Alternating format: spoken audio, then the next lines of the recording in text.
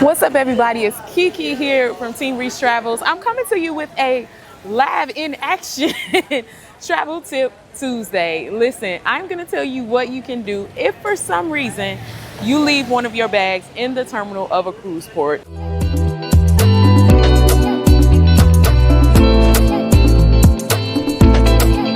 Just happened to us. Like I said, you getting us live in action. We left one of our bags. Ray's garment bag is inside the terminal. We are outside. We've already cleared customs, so we cannot go back in the building.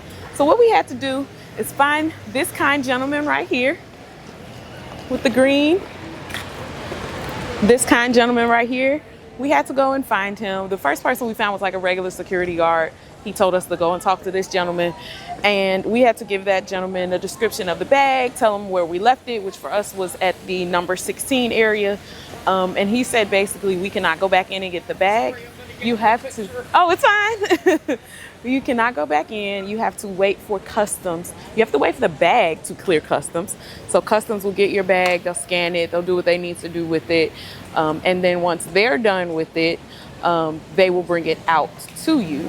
So he did go in, he confirmed that the bag is there. He took my phone number down. He said it'll probably be about 20 minutes or so.